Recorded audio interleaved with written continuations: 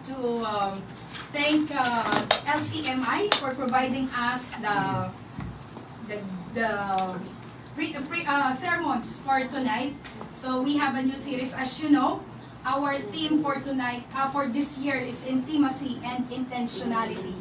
So it is very important that we develop an intimate relationship with God and live an intentional life every day.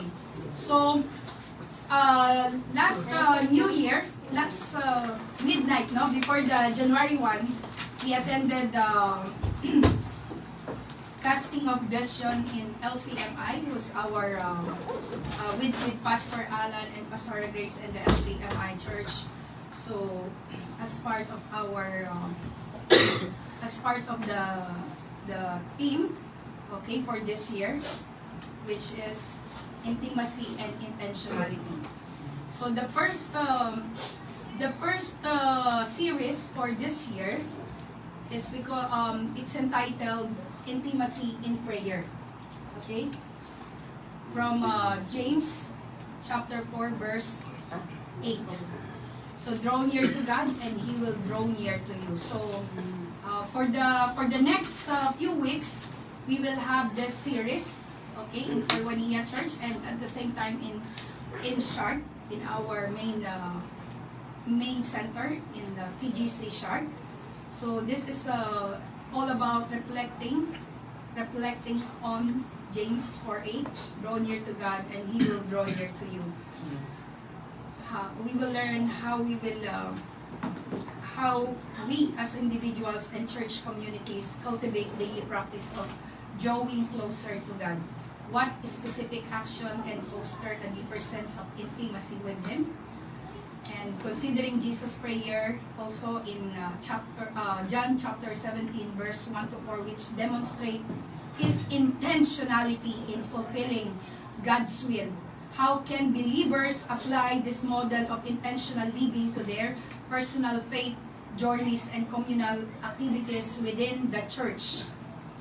How do the concepts of intimacy and intentionality interact to enhance a believer's spiritual growth and effectiveness in ministry?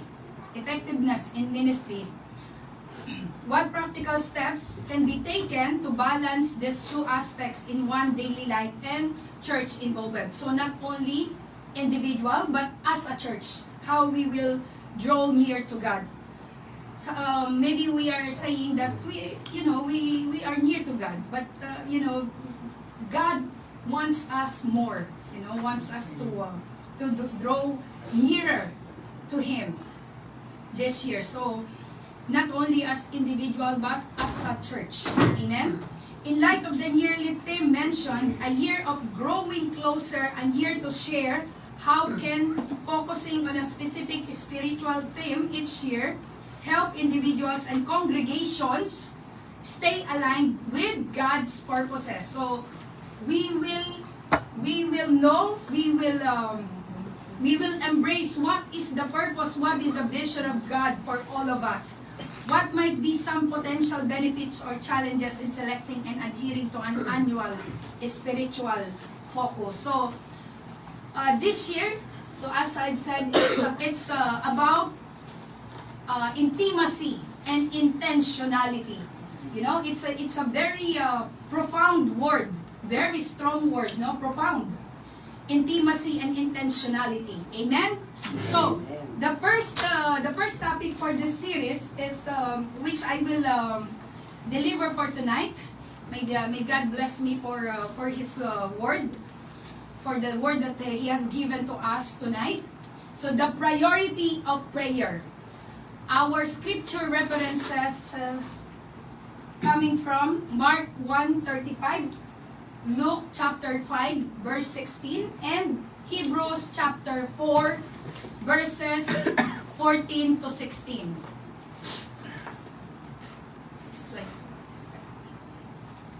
Amen. So, Brother Carl, can you please read aloud? Please stand up and read. Mark chapter 1 verse 35. Now in the morning, having risen a long while before daylight, he went out and departed to a solitary place, and there he prayed. Amen. Amen. Look, and then another, so can we read in Tagalog? I'm sorry. Next Tagalog. Marcos chapter 1 verse 35. Madaling araw pa'y bumangon na si Jesus at nagpunta sa isang lugar na walang tao at doon ay nanalangin siya. Amen. Next, Luke chapter 5 verse 16. So he himself often withdrew into the wilderness and prayed. Yan, inulit-ulit. Then Lucas, sa Tagalog po, Lucas chapter 5 verse 16. Ngunit si Jesus naman ay pumupunta sa mga ilang na lugar upang manalangin. Amen. Amen. So that the next verse we will read it. Sa likod. It's okay. We will read it later. No problem, sis. Okay? So brothers and sisters, as we begin this year, we are presented with countless decisions about our priorities. So here, the title of our sermon for tonight is the priority of prayer. Amen? So, let's pray for a while. Salamat, Panginoon. Hallelujah, Lord God.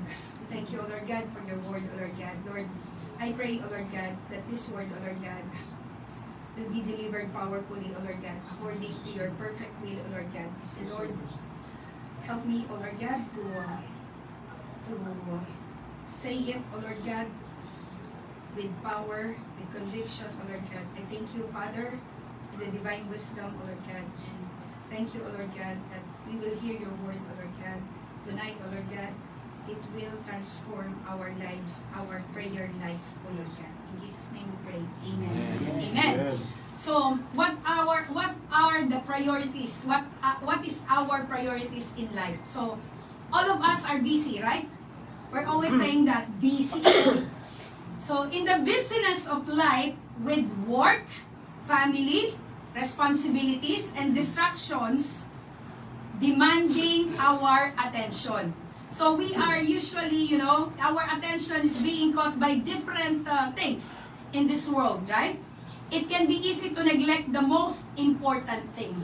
As a Christian, as a believer, sometimes we forgot to pray.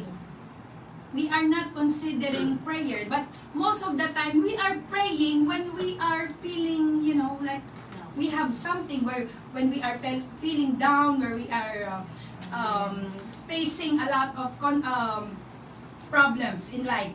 We often begin each day overwhelmed by our schedules and tasks. Pagkabangon sa umaga or pagmulat ng mata, ano yung naiisip natin? Trying to handle everything on our own, especially here in abroad. It's always I can hear a lot of business, Yet Jesus teaches us through his life that prayer must come first. Before anything else, he sought time with his heavenly Father. So as the scripture that we read earlier in Mark chapter 1:35, it tells us that Jesus woke up early. Sino ba sa inyong gumigising ng maaga? Amen. Gumigising ng maaga para mag-pray or para magtrabaho? Walang sumagot, walang nag-iwan. Or merong, titingin sa cellphone. Anyway, and the Lord Jesus Christ, okay, he woke up early and went to a quiet place to pray. Because our world is full of distractions, especially nowadays. Inside the room, there are a lot of distraction. When you get that mobile phone, that's that tiny one, it gives a lot of distraction. Pagbasa pa lang sa messenger, may distraction na. Amen? Amen. Kumikindat si Sister Jo. Welcome, Sister Jo, and Sister, may invite po siya. Glory to God. If Jesus prioritized prayer in his life, how much more should we? Okay? There are people, I spoke one before, why? If Jesus is God, why he's praying? Okay, sasagutin po natin yan. Why he's praying? God siya eh. Diba? tao lang, Jesus Christ is only human because He's praying. Because only human should pray to God. If He's God, He knows everything. But how much more should we? We will answer that question later on as we studied Mark chapter 1 verse 35. This verses, Luke chapter 5 and Hebrews chapter 4 verses 14 to 16. We will see why prayer be the top priority. When we say top priority, talagang nangunguna siya. Hindi pwedeng maya-maya na lang. Yan, mga Pilipino, manyana habit, no? Mamaya na lang. Yan, mamaya na lang. Jesus, our great high priest, not only shows us how to pray, but also invites us to approach God with confidence, knowing that He understands our struggles and He intercedes for us. Do you believe in that? Amen. Amen. This year, let us make prayer the foundation of everything we do. Before we talk about the priority of prayer, let us first talk about what prayer is. What is prayer? What is prayer? Wala yan dyan sis. So what is prayer? So here, I think the writer of this this is the description, but I will give also my brief description or definition of what is prayer. Let me give you the definition which is written. I cannot, but it's the same. It's almost the same what I have. But see, it is written here. Prayer is understanding. Prayer is personal time with Father. Okay? Shepherd, God, and friend. So, we call our God our Father. Right? We call Him Shepherd. The Lord is my shepherd. I shall not be in want. It's Psalm 23. We call Him God. We call Him friend. Jesus is our friend. A sacred time to worship Him. Prayer is the time to... sacred time. Hindi lang time. Sacred, no? Ibig sabihin, holy. It is like, it's a deeper meaning of time. To worship Him, receive His guidance. In prayer, we receive His guidance, right? Are you praying because you want guidance from the Lord? Amen. Pour out my heart. Sometimes we are crying, pouring out. As I've said, sometimes I'm just, like when I'm praying, I feel like, and it is happening to us. Sometimes we're just like, nasa lap tayo ng Panginoon, I'm doing that pag nagpe-pray ako. Amen? Pour out our heart. Minsan, umiiyak ka. Minsan, Lord, bakit O kaya, nagagalit ka. Yung bang everything. Because before, I thought prayer is just reciting a prayer. Like that, like I'm reciting a lot of prayers before. But I couldn't understand. I know that it's a communication between God and me, but most of the time, I'm the one talking. I don't know, before I couldn't understand. It's like I was not aware that I have to listen also when I'm praying. It's like two-way communication. Like you're talking to a person. That is prayer. Amen? See, sometimes we release our burdens and we praise Him or we worship Him. We delight the beauty of His presence. That is worship. You are a beautiful God. You are a powerful God. All the characteristic and all attributes of God, we are saying that's worship. He deserves all our praises. That is prayer. But is it really coming from our hearts? But when you're doing that, we are experiencing, like refreshing. It makes you refresh, right? When you are praying, when we are praying from our hearts, not only in our mouth, but it's coming from our hearts.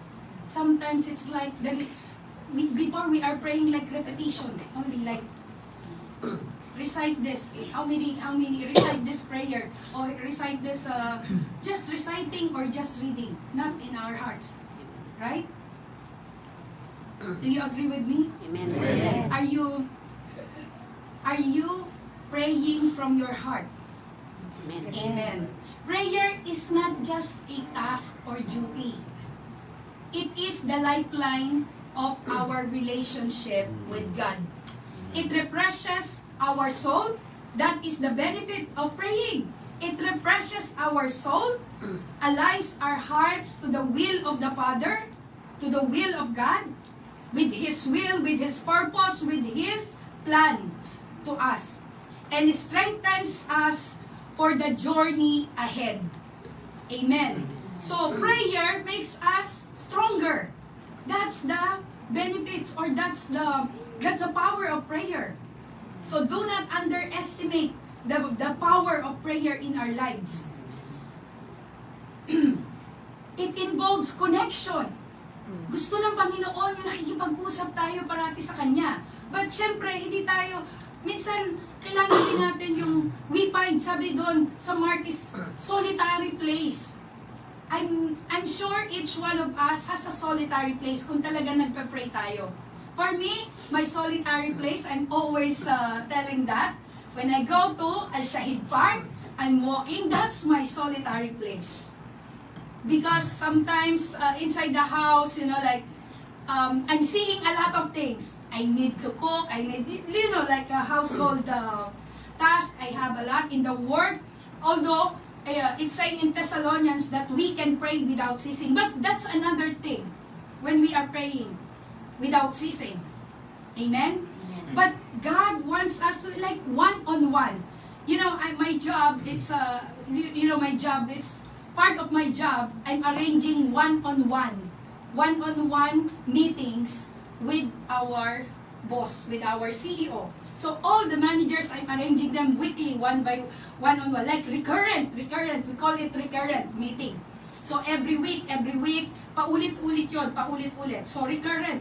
So yun yung sa trabaho natin eh. We are allocating time. We are making schedule para sa one-on-one dun sa CEO or dun sa boss natin. Eh yung ating great God na siya yung the creator of heaven and earth. Siya yung ating ama. Siya yung ating wala tayong time. We need to connect. We need to involve. And the same thing, God, this is what God wants for us. Yung parati siyang involved sa buhay natin. Pag masaya tayo, diyan ka muna, God.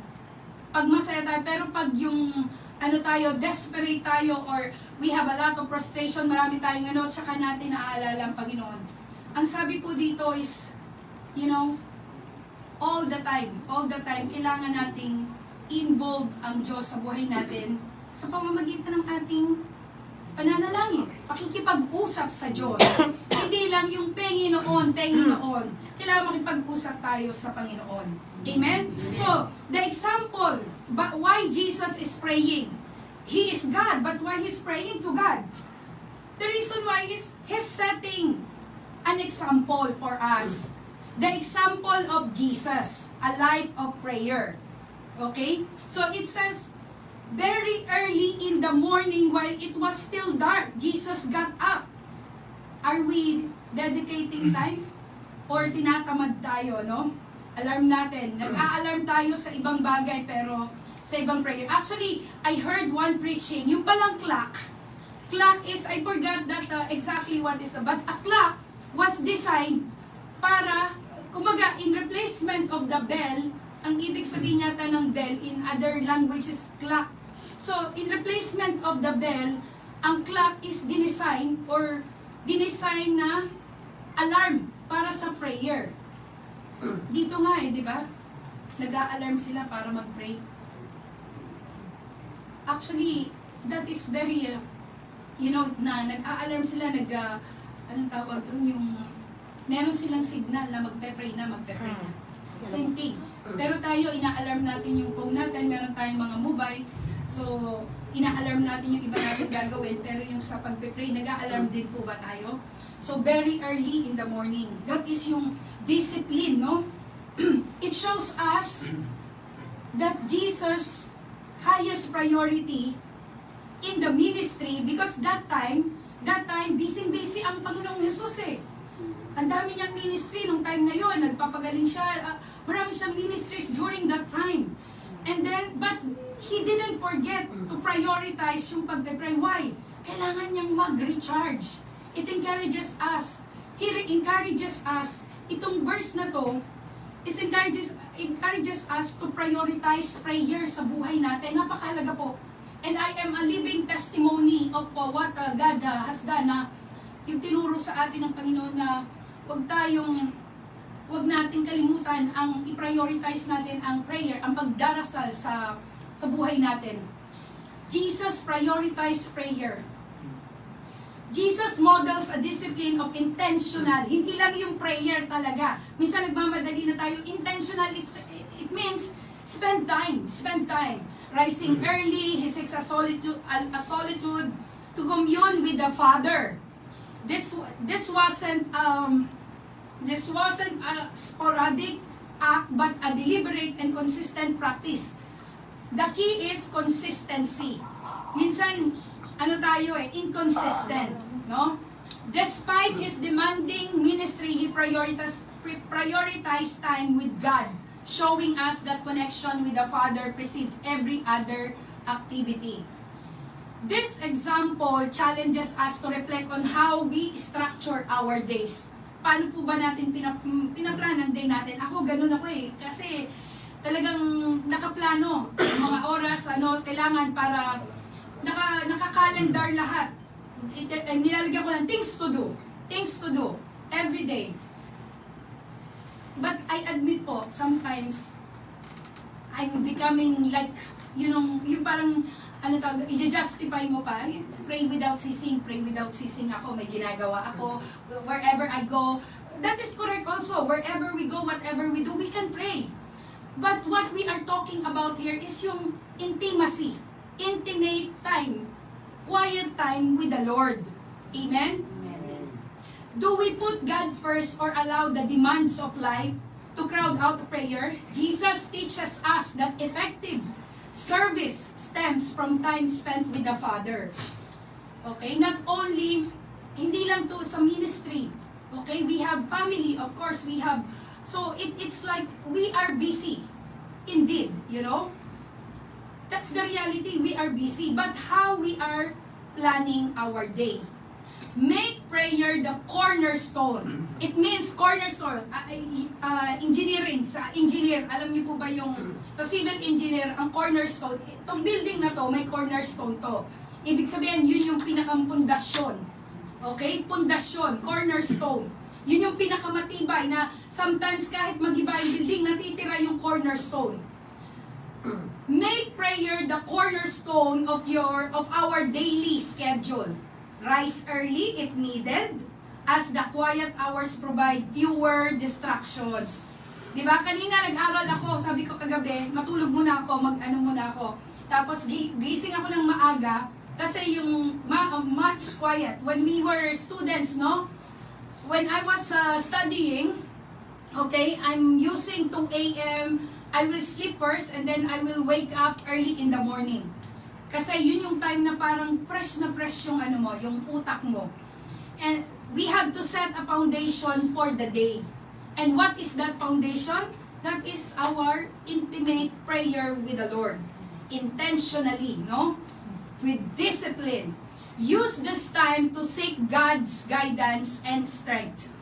Amen? Letter B. Okay? As an example of Jesus. Jesus found strength in prayer. It is said in Luke chapter 5 verse 16.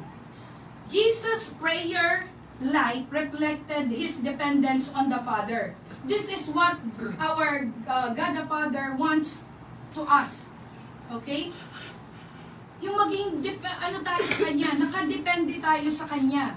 We're always asking guidance. we should trust Him. We must trust Him. It was not just a habit. Actually, the right word should be, prayer should be habitual. Iba po yung habit, iba yung habitual. Kailangan talaga makaugalian. This is, it's not, I'm not saying this just because ginagawa ko to. Actually, as I'm always saying, when you are the one talking to her, we're the first one na dinidil ng Panginoon, kinakausap ng Panginoon, na we can give more, we can do more for God. It was His source of strength. The source of strength. He would draw often to connect with the Father, especially when facing challenges in the ministry. Ganun po ang Panginoong Jesus. Kaya nga, He set an example. He set an example. Prayer brings us closer to God. That is certain po, certainly, and strengthen us. Why I'm saying this? I experience it. I can testify it. It's beyond explanation po. It's beyond explanation. But the reason why I'm standing here, I am strong, I am courageous, is because of God. Because prayer. Glory to God. What areas of our lives need to be brought before God in prayer? We have a lot in our plates, Minsan, sabi ko, hindi na natin malaman kung ano yung pagpe-pray natin. Diba? But then, the thing is, we know that our God is limitless. He's all-powerful. He can accommodate anything from us. Okay? He can accommodate kahit anong klase po. He can accommodate us. Hindi kagaya ni Sister Lisa, may limitation lang. Ito lang kaya ko accommodate. Hindi ko kaya yan. Diba? Ganun tayong mga tao. Pero ang Diyos natin, He can absorb, He can accept, He can accommodate all of us. He can accommodate everything from us. Kahit anong mga reklamo natin, kaya ng Panginoon eh. Kasi, ganun niya tayo kamahal eh. Amen? Think of prayer as recharging your phone. Without recharging the phone, become useless. In the same way, without prayer, we lose our spiritual strength and direction. Okay? See, tayo nga pag medyo nakikita na natin, naglolobat na, naku, nagmamadali na, saksa, charger. Di ba? Tayo po ba? See, many always have their cell phones like this. Talagang concern na concern bago 100% kaya. Kasi aalis ako, kailangan ko to sa trabaho ko.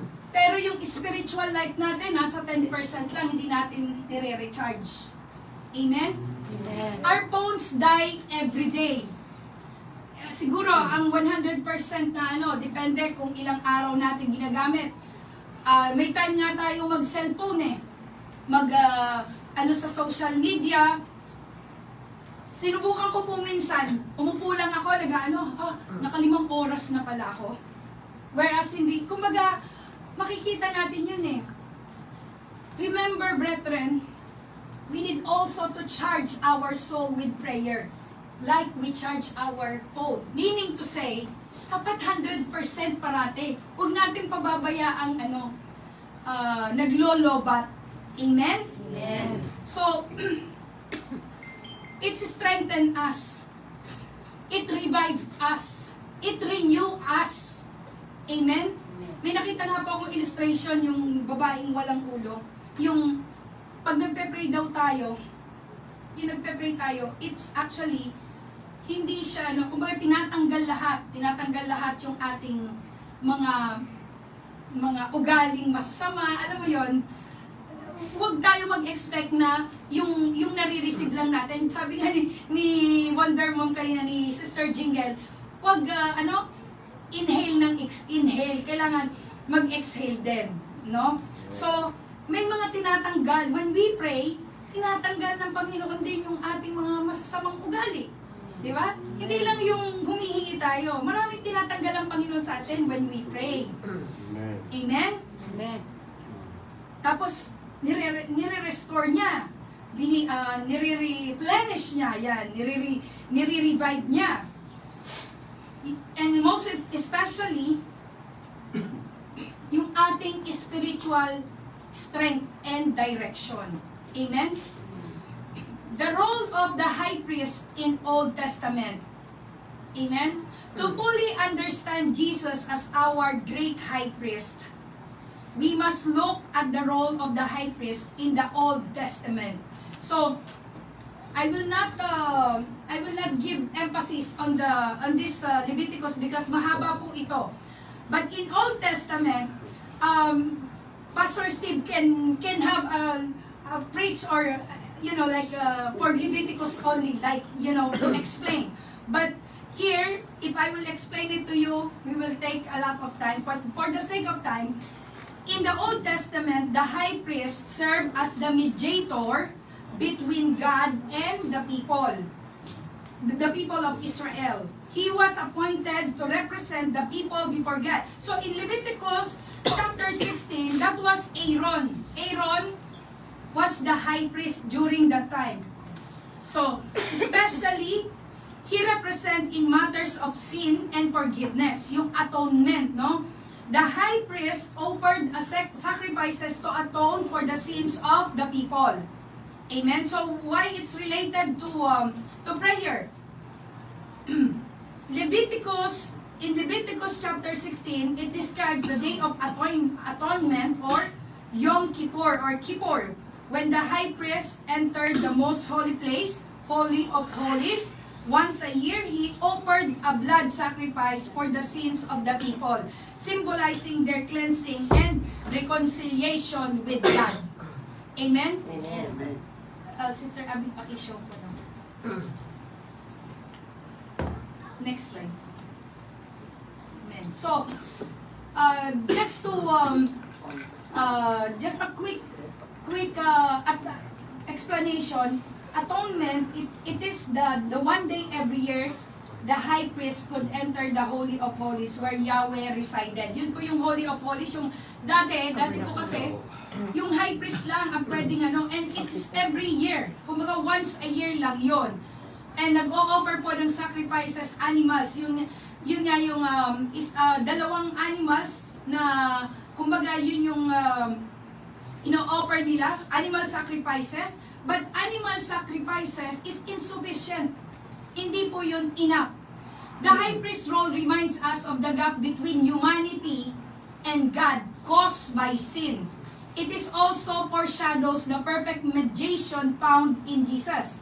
So as I've said, the Hebrew word for atonement is kippur, or it mentions here Yom Kippur, the Hebrew word. To repay a debt and to purify. Yung cleansing po yun and forgiveness of sin. But, ito po ay ginagawa lang ng high priest in behalf of his family, for himself, and for the whole community. Kumbaga, the Old Testament priesthood had inherent weaknesses. So, may mga makikita po tayo mga weaknesses doon should I say yung way nila. So in Hebrew chapter 10 verse 1 to 4, sabi po dito, for the law having a shadow of the good things to come and not the very image of the things can never with these same sacrifices which they offer continually year by year make those who approach perfect. So every year lang ginagawa yun. For then would they not have ceased to be offered, for the worshippers once purified would have not no more consciousness of sins. But in those sacrifices, there is a reminder of sins every year. So parang parang annual cleansing, parang gano'n, For it is not possible that the blood of bulls and goats could take away sins. So, as I've said kanina, animal sacrifices, insufficient. Nakita ng Panginoon yun. It's insufficient. So, priests themselves, ano po yung mga nakitang weaknesses natin dun sa way, or should I say, yung practice nila na yon. Priests themselves were sinners and needed atonement. Yung mga priests po, is tao rin yun eh. Okay? They are the same human being na nagkakasala at kailangan din nila ng tagapamagitan. Amen? Or yung atonement. Sacrifices were temporary, requiring repetition. Paulit-ulit lang. Access to God was limited to the high priest once a year. Diba? Pag hindi ka high priest, hindi ka makakapunta doon sa Holy of Holies. Kasi pag pumasok ka doon diba? Mamatay ka. Hindi na nakakalabas. Pag ikaw makasalanan ka, hindi ka according doon sa kumbaga requirements, you will be punished or you will die. So, yung high priest lang, kasi meron yung kumbaga, binigay sa kanya yung authority.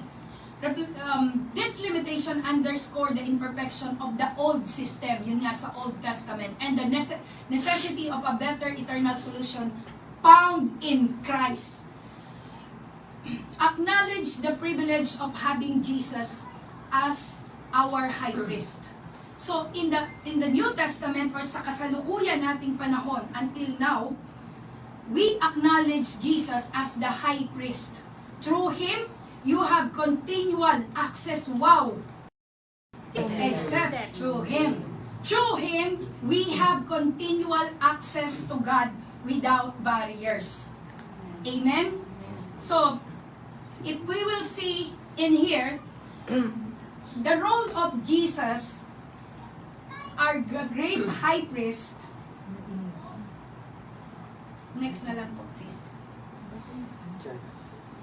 The role of Jesus, our great high priest, okay? Sabi po sa Hebrews 4:14-6, yan po. Seeing then that we have a great high priest who has passed through the heavens, Jesus the Son of God, let us hold fast our confession. For we do not have a high priest who cannot. Kung ano nyo po yan sa Bible, capital H yan, capital P. Amen? Cannot sympathize with our weaknesses, but was in all points tempted as we are, yet without sin. Pure, without sin. That is the Lord Jesus Christ, and it is written, let us therefore come boldly to the throne of grace, that we may obtain mercy and find grace to help in time of need. Jesus is the perfect high priest. Amen? Amen. Kaya nga magpakatatag tayo sa ating pananampalataya dahil meron tayong dakilang Diyos, pinakapunong pari na pumasok na sa kalinitan. Doon mismo sa harap ng Diyos, siya'y walang iba kundi si Jesus na anak ng Diyos. Amen? Malinaw po. Si Jesus na anak ng Diyos. Hindi po tayo, wala po tayong, hindi tayo nananalangin sa mga bato. Amen? Dahil hindi po tayo, hindi sila ang tagapamagitan natin. Only Jesus Christ. And we know that Jesus Christ risen from the dead. Ang ating pinakapunong paring ito ay nakakaunawa sa ating mga kahinaan. He knows us. Kahit kaibuturan ng ating mga puso, the deepest part of our well-being, He knows. Alam niya, bilangan niya yung ating mga hibla ng buhok. Amen? Every tissue, every we know that. Subalit kailanman hindi siya nagkasala. Kaya't huwag tayo mag-atubiling lumapit sa trono ng mahabaging Diyos. This is what He wants. Huwag tayo mag-atubili. Ibig sabihin, magtiwala tayo. Huwag tayong, yun na yung binigay na karapatan sa atin eh. That is the authority na ibinigay sa atin ng Panginoon. That is the privilege. We can come. We can approach His throne. Sa mahabaging Diyos. Diba? Ang dami kong ayoko hindi ako makapag-pray kasi kaya nga po tayo magpe-pray eh. Makikipag-usap tayo sa Panginoon. Hihingi tayo ng tawad and sabi sa 1 John 1:9, He is faithful and just to forgive us. Assurance of forgiveness. Amen? Marami tayong naririnig kaya hindi sila makapagdasal or makalapit sa Panginoon dahil marami pa silang kasalanan. But then, that is the key. He is the way, the truth, and the life. No one comes to the Father except through Him, through Jesus Christ. Amen? Amen. He is the perfect high priest. Jesus is superior to the Old Testament. Hindi siya hindi siya kagaya ng mga priest na binanggit sa Old Testament. He is the high priest Sinlessness, walang kasalanan. Sinabi po yan, wala siyang kasalanan. Jesus was without sin and did not need atonement for himself. But He modeled us kung paano po manalangin. He modeled us what is life, what should be the life na dapat nating tinatahak. Once for all sacrifice, Jesus Christ, His sacrifice on the cross was final and complete. Tetelestai. Amen? Sabi niya, it is complete, securing eternal redemption. Full access to God. Ayan, no, full access. I remember that, story. Again, pag, tayo nag-approach sa Panginoon, no? Yung isang story ng isang bata, ng isang sundalo gustong lumapit kay President Abraham Lincoln, no? That soldier wants to go to the sa Washington, sa White House, sorry. Sa White House. So nakita niya tong batang to, hindi niya kilala yung bata. Hindi niya kilala. He didn't know that he was the son of the president. And then sabi ng bata sa kanya, anong kailangan mo, ganito, ganyan. So sa madaling sabi po, nagtaka yung soldier na yon. Bakit yung bata, so isinama siya ng bata, tuloy-tuloy, walang humarang sa kanya. Walang humaharang, hindi siya hinaharang ng mga security, ng mga presidential security. Tuloy-tuloy siya. Yung pala, he found out that the boy is the son of the president. Ganun po, walang haharang. May access. Direct access, full access. Yun po yung binigay sa atin ng Panginoon bilang mga anak niya, bilang yung ating pananampalataya sa Panginoong Jesus. The barrier of sin is removed because of the Lord Jesus Christ, granting believers. We are believers. Amen? Amen. You believe in Jesus, you accept Him. We accept Him as our Lord and Savior. Then we have direct access. That's the confidence. May access ako sa Panginoon. Confidence po yun. Huwag nating tanggalin yung yung right to be the children of God. Consider the significance of Jesus' role, not only mediates but provides the means of reconciliation. His sinless life and ultimate sacrifice secure eternal salvation for those who trust Him. That's the greatest gift na ibinigay sa atin when we accept Jesus Christ as our Lord and Savior. Salvation.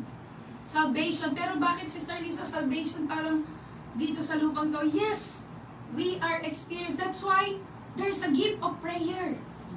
That we will be able to overcome all the obstacles here in this world. But the greatest promise is we will have eternal life. Amen? Amen. Imagine how the life without Jesus. No? Sa akin nga po imagine. Yes, I know Jesus before. I know, I told you, nagpe-pray po, pero in the deeper meaning of life as a Christian, dun ko lang po na-realize when I encountered a lot of, kasi syempre pag tumatay yung mga alat, doon ko talaga po nalaman na, kumbaga, it was a great transformation sa buhay. Although sinasabi ko noon na Kristiyano ako, I'm tawag doon,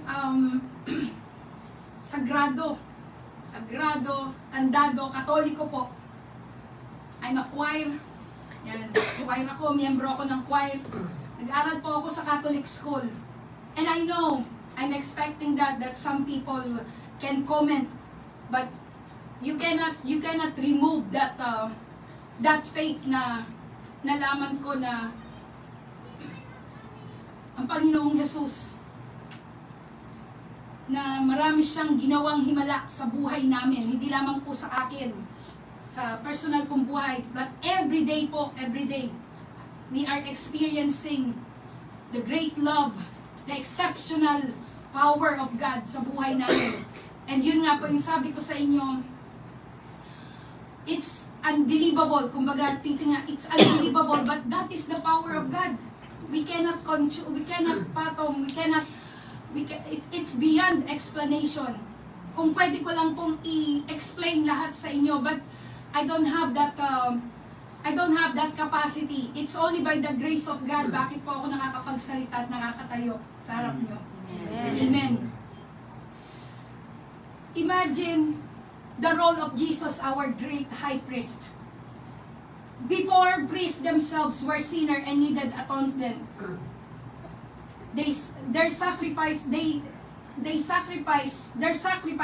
were temporary and requiring repetition. Access to God was limited to the high priest once a year. Jesus is a perfect high priest, superior to the Old Testament. High priest in every way. Superior. Pag sinabing superior, hindi mo na malalampasan yan. Diba? Superior. Ayan po, sinlessness. Once for all sacrifice. Walang makakagawa po ng ginawa ng Panginoong Jesus. Kahit sino po sa atin, walang kayang pumantay sa ginawa ng Panginoong Jesus. But because that is superior. Kahit magpapako ka pa uli sa krus, kahit anong gawin natin, hindi na dapat nating ginagawa dahil ginawa na. Once for all sacrifice. It's only Jesus Christ. Amen. Hallelujah. Thank you, Lord. Jesus understands and intercedes for us. When we pray, or when we cannot pray at all, sometimes, sabi po sa Romans 8:26, no?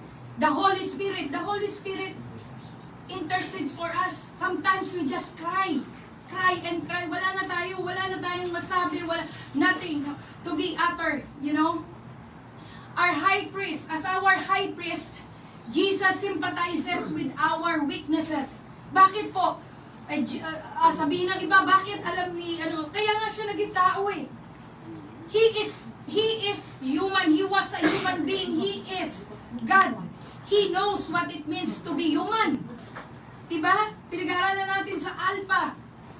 Ano yung mga katangian? Ano yung mga naranasan ng Panginoon? He faced temptation in Matthew 4. Struggle, pain, betrayal.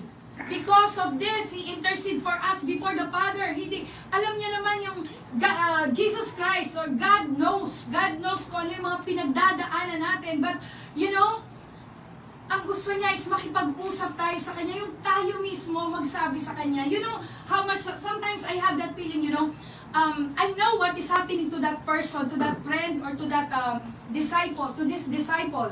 But, you know, I'm waiting for him to tell me or for her to tell me coming from her mouth. Di ba? Ganun po yun. Minsan hihintayin natin yung tao na yun ang magsabi natin. Although, alam na natin. But we want to hear from the mouth of that person itself. Ganun din. Gusto kasi ng Panginoon, that is relationship eh. Bakit? Sabihin naman, pag tao tayo, bakit manghuhula ba ako? Di ba? Oh, gano'n. Pero tayo mga Kristiyano, there is a gift of discerning. Right? That discerning gift is we can receive it when we always pray, Lord, give us the gift of discerning. Amen?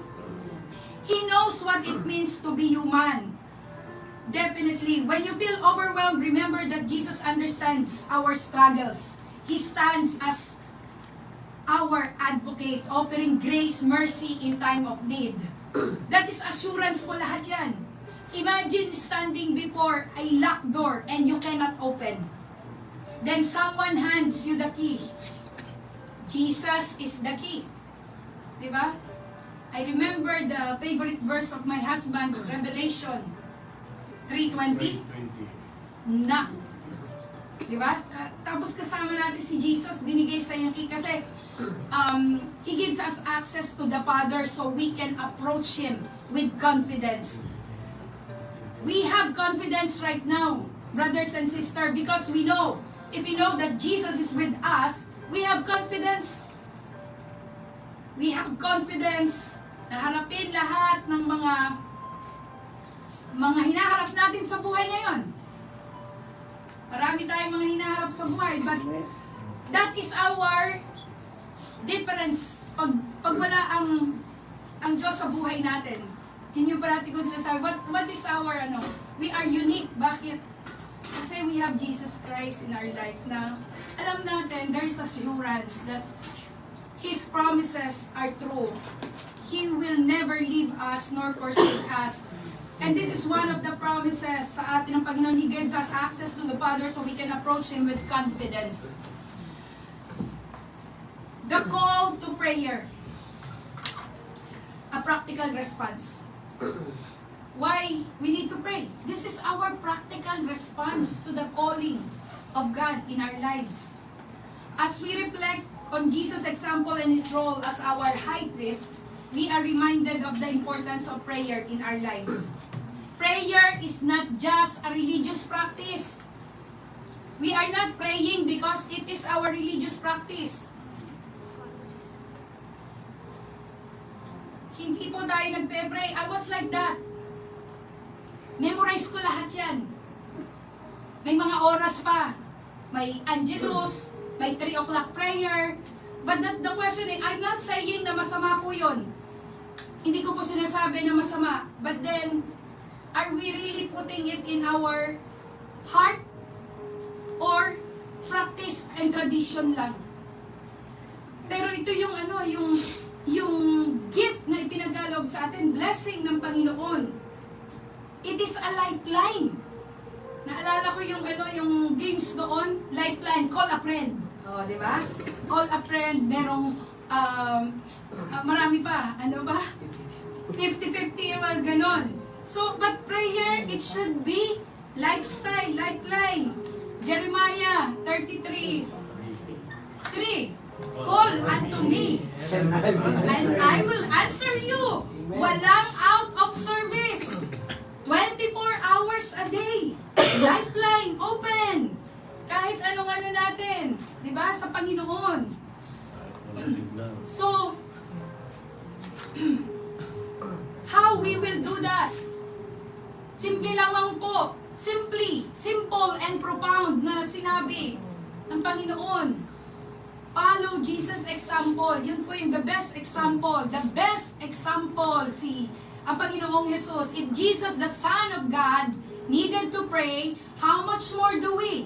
Let us follow His example by prioritizing prayer in our daily lives.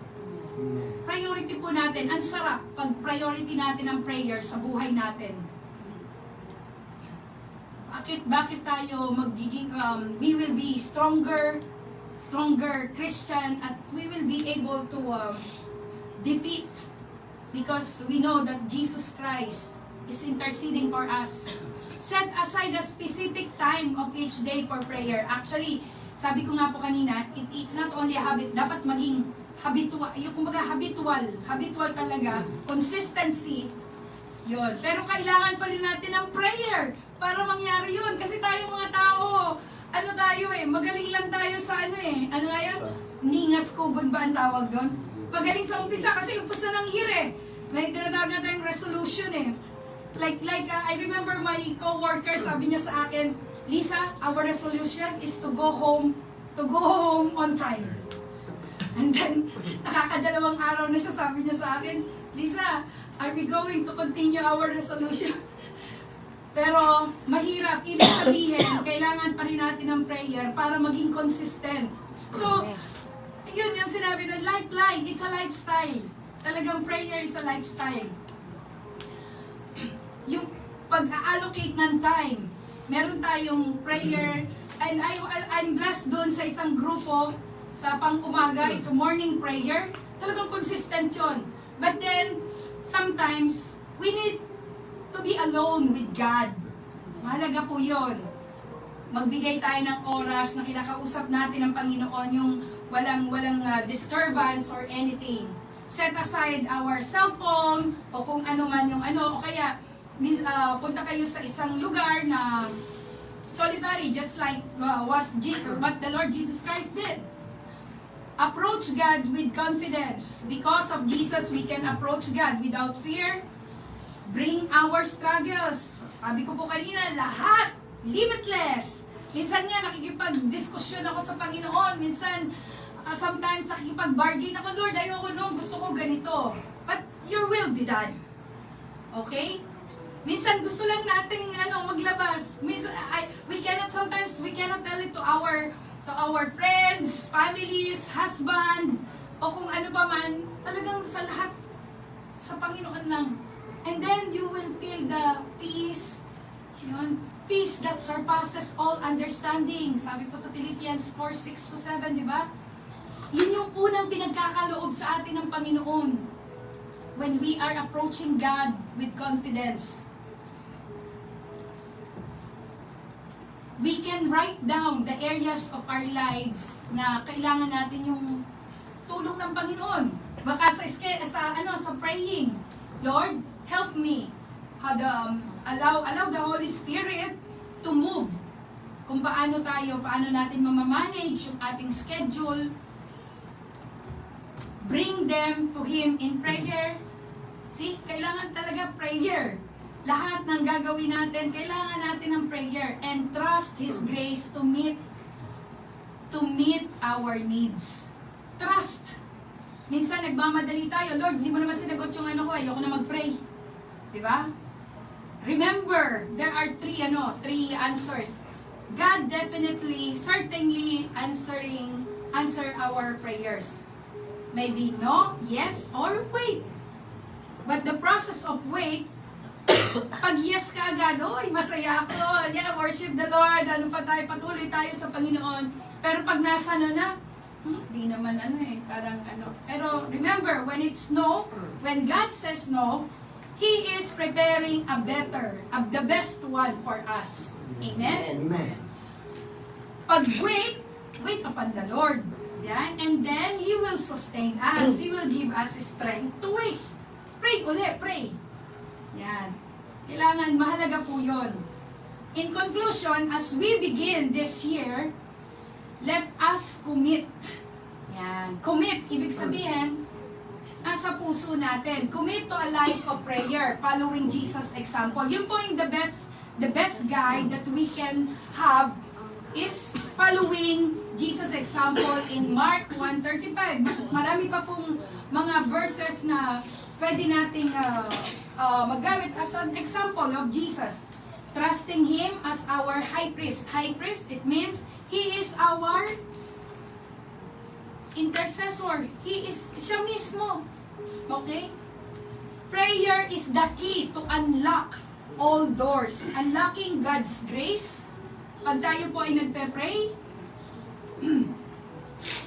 we are unlocking God's grace, strength, peace in our lives, at marami pa po. It is the best adjustment we can make this year to align our lives with God's will.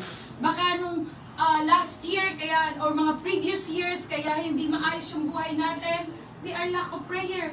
We are lack of, nagpe-pray tayo, pero we're not that serious about it. Yun nga, hindi po tayo nagkakaroon ng time. So, this year, will you prioritize prayer? Amen? Amen. Actually, kasama po ako doon. Every year naggagawa ako. May mga, kasi we can be creative, no? Bini-reveal sa atin ng Holy Spirit. So every year po, meron akong prayer wall. Dinidikit-dikit ko. Pero last year, hindi ako gumawa. Sinusulat ko lang. Pero there are times last year na hindi ko siya nasulat.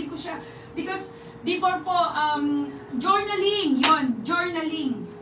It is very helpful po. It encourages us. Una-una po na-encourage yung sarili natin. Okay, journaling or yung prayer wall. Dinidikit ko sa wall. So last year, wala ako nun. Kasi, ang prayer wall ko po sa kitchen. Sa kitchen. Nung nagkaroon ako ng mga kitchen ministry, ganyan. So, nandun po lahat. Yung mga prayer, So, every year po yun, nagtatanggal ako. Tapos, beginning of the year, ginagawa po nilang, tinitingnan, binabasa ng mga kapatiran, which is encouraging. And then, one time nireveal sa akin ng Panginoon, huwag ka muna mag-ano sa Kanya. Tapos ngayong year na to, sa kwarto na. Nasa kwarto, nilagay ko. Nag-start po ako ng January uli. Anong January 1st. So, sa wall na, sa room na. Nakalagay, hindi na doon sa kusina. Amen. So, kasi po yun po yung aking prayer room, yung kusina. Amen? So, will you approach God with confidence, knowing that Jesus intercedes for you? I hope po, the message of God tonight is naka-encourage po sa ating buhay na we have that confidence. Stand on that confidence na ibinigay sa atin ng Panginoon. Let us take time today and every day to draw near to God in prayer. Through prayers, we are drawing near to God. Sabi ko nga po, it's like lifeline, lifestyle, kailangan kasama sa ating pamumuhay, yung pagdarasal. At remember po, we are not as a Christian or as a believer, tumanggap sa Panginoong Hesukristo bilang Panginoon at tagapagligtas. Hindi lamang po tayo, we are not called to pray only for ourselves. Amen? Amen. We have to pray for a lot of things. Kaya nga po sa ating corporate prayer. Yan. So, Jesus will be always the center of our praying ministry. Hindi lang tayo nag-i-intercede for ourselves. Pray tayo sa country, sa buong mundo, at sa marami pang bagay. Yun po yung itinuro sa atin ng Panginoong Yesus. So, prayer is a very yung ministry ng Panginoon na talagang it's really amazing kung ano yung ginagawa ng Panginoon. Sa ating pong paglilingkod sa Panginoon or sa ating buhay, as we are always saying, prayer is the backbone. Hindi po tayo makakatayo na bilang matatag na Kristiyano kung wala pong prayer. Just like yung backbone kasi spinal cord yan. Pag yan ang nasira, di ba? Nagkakaroon ng paralysis, ng maraming sakit sa ating katawan. Ganun po ang buhay ng isang Kristiyano. Without prayer, we cannot stand in our faith. Amen? So, that's all for tonight.